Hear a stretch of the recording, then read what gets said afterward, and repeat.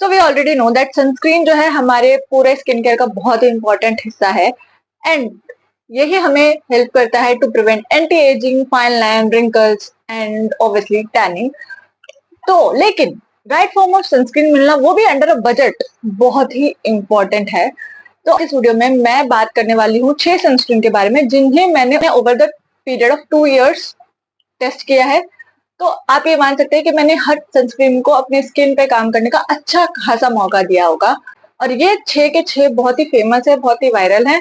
तो या I tried viral sunscreen for you guys ताकि आप अपना सनस्क्रीन आराम से चूज कर सके बिना किसी भेदभाव के।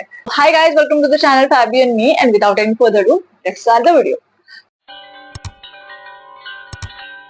जो पहले सनस्क्रीन जिसके बारे में बात करना चाहूंगी वो है एक्वालॉजिका का इल्यूमिनेटिंग ड्यूई सनस्क्रीन। अच्छा जी, नाम के हिसाब से ये बिल्कुल ड्यूई फिनिश देता है भाई, कोई दो राय नहीं है। सो इसको मैंने मनाली में यूज किया था अभी जब मैं मनाली गई थी। उसका व्लॉग ऑलरेडी चैनल पे है, आप इस वीडियो के बाद वो जाके देख सकते हैं इफ यू गाइस वांट।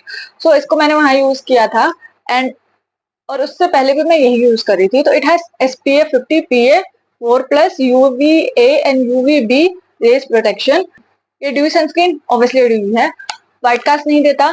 जब आप लगाते हो आपकी स्किन बहुत ही ग्लोई फील करती है और ये चिपचिपा स्टिकी नहीं है। मतलब जब लगा रहे होते हो तब तो थोड़ा फील होता है बट फिर नहीं है।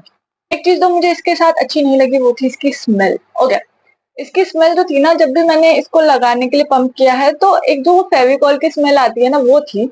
एंड आई डोंट नो सिर्फ मेरे बॉटल के साथ है या इसकी स्मेल ही ऐसी है, बट इसकी स्मेल बहुत फनी थी। इट्स लाइक फेविकॉल में से जैसे स्मेल आती है वो। उसके अलावा मुझे इसके साथ कोई और प्रॉब्लम नहीं आई। It is a very good product to have.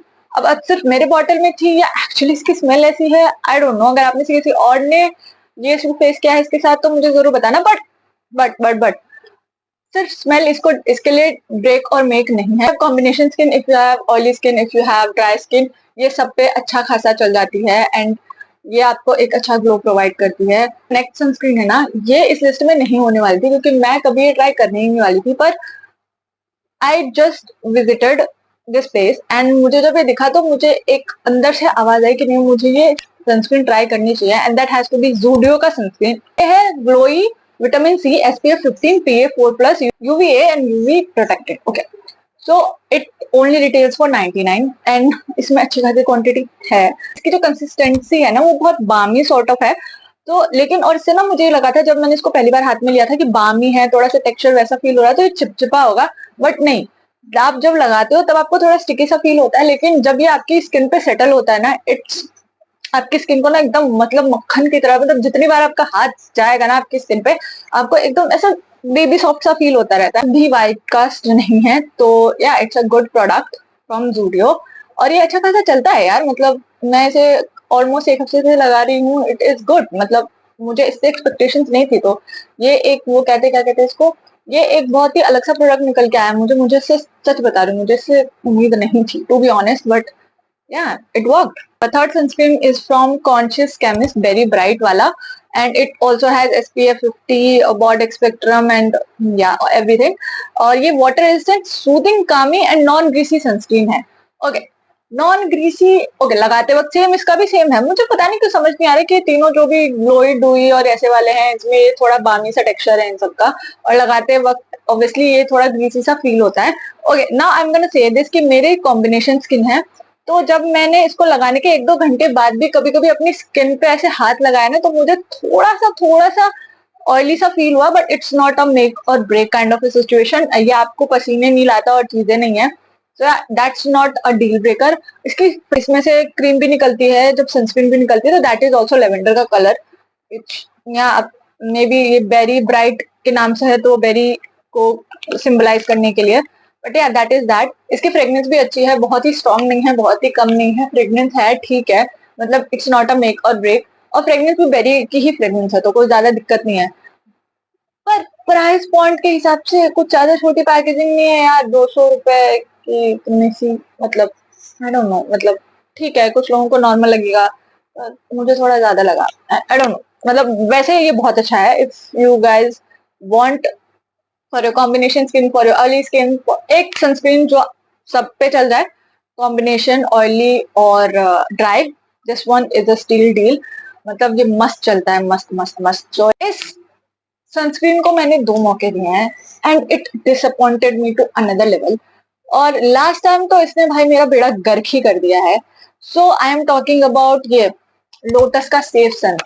Me being me, मैं हमेशा अफोर्डेबल और ऐसे काइंड ऑफ प्रोडक्ट्स के खोज में रहती हूँ, चाहे वो स्किन केयर हो या मेकअप हो। मेरा एक बजट होता है, मैं उसके अंदर ही चीजें देखना प्रेफर करती हूँ। तो ऑब्वियसली जब, और मैं क्या करती हूँ, मैं नायका पे ऐसे फिल्टर लगा देती हूँ, प्राइस लो से हाई वाला। तो पहले भी एक बार मैं ऐसा कर चुकी हूँ, मुझे ये सनस्क्रीन सबसे सस्ता सॉर्ट ऑफ दिखा था, जिसके रिव्यूज भी अच्छे थे बाय द वे। तो मैंने इसे मंगाया था, मैंने छोटी बॉटल ही मंगाई। जब मैं कुछ नई चीज ट्राई करती हूँ, आई प्रेफर कि मैं उसका छोटा वर्जन ही मंगवाऊं।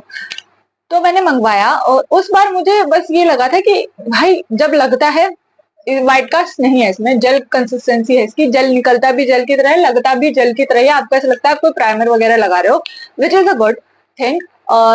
पर ये होता है कि आप अगर मेकअप इसके ऊपर से लगा रहे हो तो it act as a perfect primer. उस टाइम पे मुझे ऐसा लगा था कि act as a perfect primer और सन प्रोटेक्शन भी मिल रहा है तो अच्छी बात है। पर अगर आप मेकअप नहीं लगा रहे हो, जैसे नॉर्मली यूजुअली हम हर बार मेकअप नहीं लगाते हैं, तो आप ये फील करोगे कि ये थोड़ा स्टिकी है, थोड़ा नहीं बहुत स्टिकी है। ऐसे अब जब ऐसे हाथ लगाओगे ना, ऐसे करोगे तो वो जैसे फेविक, जैसे हम बचपन में हाथ में फेविकॉल लगाते थे और वो उसको ऐसे निकालते थे तो वो निकलती थी ना, खाल जैसे उतर रही हो, वैसे वैसे ही निकलता था। एंड अगर आप इसको हाथ नहीं लगा रहे हो, बी कॉन्शियस इनफ कि भाई हम फेस पे हाथ नहीं लगाएंगे, हमने वाला सनस्क्रीन लगा रखा है, तो अगर आपको ना फील होता था कि डस्ट ना आपकी स्किन से चिपक रही है, वो हेवीनेस आपको फील होती थी।